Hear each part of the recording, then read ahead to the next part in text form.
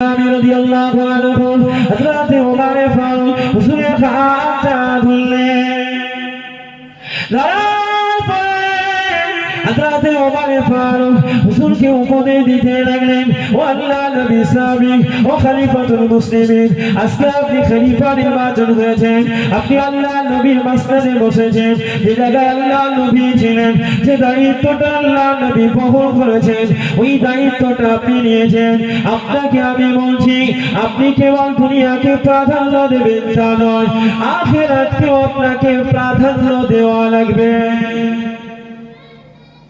ও হযরত হুজুর, আপনি শুধু আখিরাতকে প্রাধান্য দেবেন, দুনিয়াকে দেবেন না, দুনিয়াকে দেবেন, আখিরাতকে দেবেন না, এটা হতে পারে না। হুজুর, আপনাকে দুটোই প্রাধান্য দিতে হবে। এই সুযোগে হযরত ওমর রাদিয়াল্লাহু আনহু হুজুর আমার কি করেন, সাঈদ বিন আমির হুজুরের হাতটা ধরলেন। এই সুযোগে ধরার পরে সাঈদ বিন আমির হুজুরকে বললেন, ও সাঈদ বিন আমির, ও আল্লাহর নবী সাবিক, ভাই আপনাকে একটা দায়িত্ব নিতে হবে, অন্য কোনো দায়িত্ব নয়। আমি গোলাম রাষ্ট্রপতি, কিন্তু আমার তরফ থেকে আপনাকে মুখ্যমন্ত্রী করতে চাই। হুজুর, আপনি ওই হিমসের মুখ্যমন্ত্রী হিসাবে আপনাকে নির্বাচিত হতে হবে। হিমসের মুখ্যমন্ত্রী হিসাবে উনি নারাজ হলেন। নারাজ হওয়ার পরে ওমর রাদিয়াল্লাহু আনহু বলছেন, তাহলে আল্লাহর নবী ভুল করেছেন? সেই না নবীর দিকে লক্ষ্য করেছেন, উনি চুপ হয়ে গেলেন। কিন্তু দেখা গেল কিছুদিন পরে হিমসের মুখ্যমন্ত্রী হলেন। কিছুদিন পরে জনগণ ওমর হুজুরের কাছে আসে। কার কাছে গেলেন? ওমর ফারুকের কাছে। যাওয়ার পরে হযরত ওমর ফারুক রাদিয়াল্লাহু আনহুর কাছে 4টি অভিযোগ করেছে। কটা অভিযোগ? 4টি অভিযোগ। জানেন, এই যে 4টি অভিযোগ করলেন একজন রাষ্ট্রপতির বিরুদ্ধে, এই মুখ্যমন্ত্রীর বিরুদ্ধে জনগণ করেছেন। তার মানে কম সাহসের দরকার, কম সাহসের দরকার। অভিযোগের 4টি হলো, প্রথম নম্বরে আপনি যাকে খলিফা নির্বাচন, এই মুখ্যমন্ত্রী নির্বাচন করেছেন, সেই মুখ্যমন্ত্রী কি করেছে জানেন? প্রথম নম্বরের অভিযোগ হলো, রাতের বেলা ঘরের দরওয়াজা বন্ধ করে দেন, সারা রাত ডাকলে আর খোঁজ পাওয়া যায় না। সারা রাত ডাকলে আর খোঁজ পাওয়া যায় না। 2 নম্বরের অভিযোগ, হুজুর এমন মুখ্যমন্ত্রী দিয়েছেন, এমন মুখ্যমন্ত্রী দিয়েছেন যে মাসে একবার ছুটি নেয়, হাফবেলা। এমন মুখ্যমন্ত্রী দিয়েছেন সকালবেলা দেরি করে কাজে বার হয়। এমন মুখ্যমন্ত্রী দিলেন যে মুখ্যমন্ত্রী হুজুর মাঝে মাঝে বেহুশ হয়ে যায়। কি আশ্চর্য! হযরত ওমর ফারুক সাঈদ বিন আমির হুজুরকে ডাকলেন। জনগণ একদিকে আর একদিকে সাঈদ বিন আমির হুজুর, মাঝখানে হযরত ওমর বিচার করছে। ও আল্লাহ বান্দাগণেরা, হযরত ওমর ফারুক হযরত সাঈদ বিন আমির হুজুরের দিকে তাকিয়ে বললেন, এগুলো আপনার জনগণ কিনা চিনতে পারছেন? হযরত সাঈদ বিন আমির হুজুর আমার বলেন, এগুলো আমার জনগণ। হুজুর ঠিক হয়েছে, এবারে বলেন। ওই জনগণ বলতে লাগলো, হুজুর আপনি এমন একজন মুখ্যমন্ত্রী নির্বাচন করে দিলেন যিনি সন্ধ্যা হয়ে যায়, যে না সন্ধ্যা হয়ে যায় ঘরের দরওয়াজা খানা বন্ধ করে দেন, সারা রাত ডাকলে পরে হুজুর সাঈদ বিন আমির আমাদের ডাকে আর সাড়া দেন না।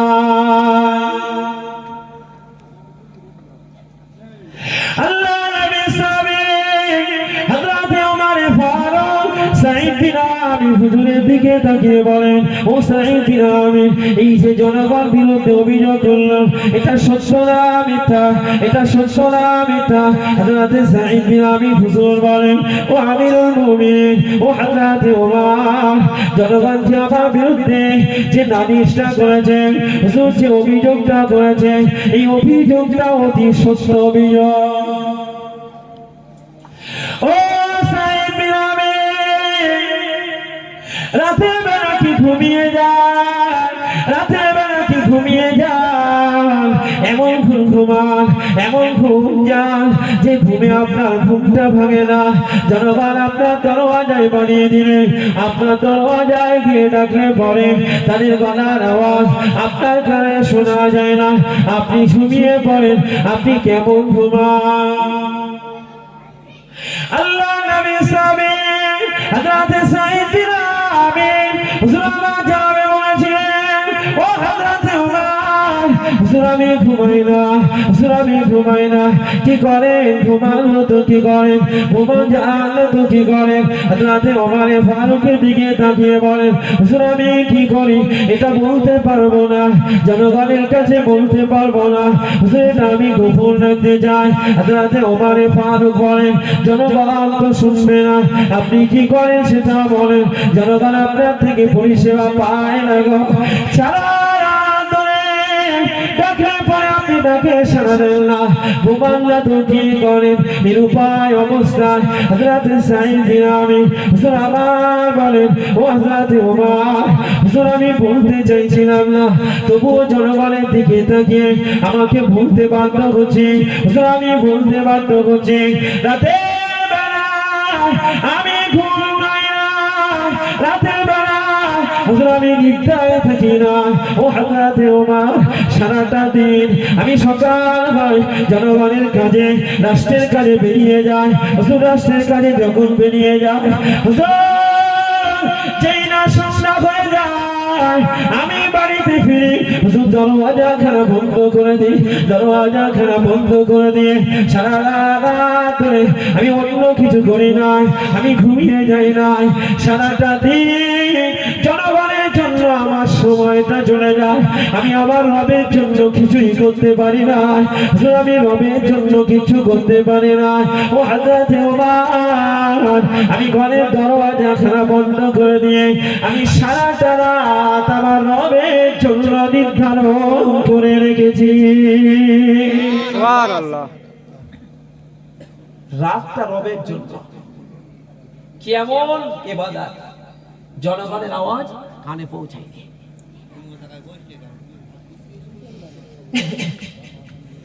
যেমন ইবাদত, জনগণের ডাক কানে পৌঁছায়নি। আমরা নামাজ পড়তে গেলে ইমাম সাহেব ভালো করে নামাজ পড়ছে কিনা আমরা শুধু ওই লক্ষ্য করি। ওর গাড়িতে বড় রয়েছে, আমরা এমন ইবাদত করি, পাশের লোক ভালো করে সুন্নত পড়ে কিনা সেই লক্ষ্য রাখি। সারা রাত দিনটা জনগণের জন্য, রাতটা কার জন্য? আল্লাহর জন্য। সুবহানাল্লাহ। দুনিয়া আখিরাত, দুনিয়া আখিরাত দুটোকেই প্রাধান্য দিয়েছে। শুধু তাই নয়, দ্বিতীয় অভিযোগ করে ও হযরত ওমর, ওদের দ্বিতীয় অভিযোগ কি? জনগণ বলল, দ্বিতীয় অভিযোগ হলো সকালবেলা দেরি করে কাজে আসে। সকালবেলা দেরি করে কাজে আসে। আল্লাহ নবী সাহাবী হযরত সাঈদ বিন আমির হুজুর আমার বলেন, ও হযরত ওমর, সকালবেলা কি করে আপনি হয়তো জানেন না। হযরত ওমর রাদিয়াল্লাহু আনহু বলেন, ও হযরত সাঈদ বিন আমির, সারাটা রাত ধরে আল্লাহ পাকের ইবাদতে ঘুম তোমার হয় না, সারা রাত ধরে জেগে জেগে সকালবেলা কি ঘুমিয়ে পড়ে? ফজরের নামাজ পড়ে একটু ঘুমিয়ে যান, এই হয়?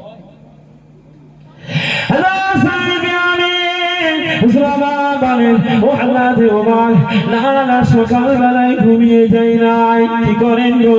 আমি সকালবেলা ফজরের নামাজ পড়ি, আমার বাড়িতে আমার অসুস্থ স্ত্রী আছে, আমার ছোট ছোট কলিজা টুকরা সন্তান আছে, আমার বৃদ্ধ বৃদ্ধ আব্বা আম্মা আছে, আমার বয়স, আমার আব্বা মা বয়স হয়ে গেছে, আমার আব্বা আম্মা আছে, আমার অসুস্থ স্ত্রী আছে, কোনো কিছু করতে পারে না, আমার ছোট ছোট সন্তান আছে। সারাটা দিন জনগণের সেবায় থেকে হুজুর আমার কাছে তেমন অর্থ নাই, বাড়িতে কাজের লোক রাখলে পরে একটু সুবিধা হয়। হুজুর আমার বাড়িতে কাজের লোক কেউ নাই, তাই সকাল হয়ে যায়, হুজুর আমি অন্য কিছু করে না, আমার কলিজা টুকরা সন্তান, আমার স্ত্রী, আমার আব্বা আম্মার জন্য হুজুর সারা দিনের জন্য তাদের খানা রান্না করি, অন্য কোনো কিছুই করি না, তাদের খাদ্যের ব্যবস্থা করি। হুজুর দেরি হয়ে যায় অন্য কোনো কারণে নয়, আমার পরিবারটাকে আমার ভালো কাছে হুজুর পরিবারটাকে দেখার দায়িত্ব আমার আছে। যদি আমার আব্বা মায়ের দিকে না তাকায়, যদি আমার স্ত্রীর দিকে না তাকায়, হুজুর আমার সন্তানের দিকে না তাকায়, হুজুর আল্লাহ পাকের দরবারে জাতি করতে হবে। তাই কি করে ফজরের নামাজ আদায় করে আমার সন্তানের জন্য, আমার বিবি বাচ্চার জন্য, আমার আব্বা মায়ের জন্য হুজুর খানাটা রান্না করতে একটু দেরি হয়ে যায়, তাই একটু দেরি করে কাজে বার হই। দেখেছেন দুনিয়া আখিরাত। আমাদের যদি সমাজে বলা হয় স্ত্রী অসুস্থ হয়ে গেলে যদি স্ত্রী একটু হাতের কাজ করতে বলে আমরা দাঁত চিপতে মুখ চিপতে, অথচ আম্মাজান হযরতে আয়েশা সিদ্দিকা বলেন নবী সফর থেকে ফিরেছে, এমনকি নবী যুদ্ধ থেকে ফিরেছে, আমি আয়েশা অসুস্থ, আমি আয়েশা, নবী কি করেছেন, আমি আয়েশা আমার হাতের কাজ নবী করে দিয়েছেন।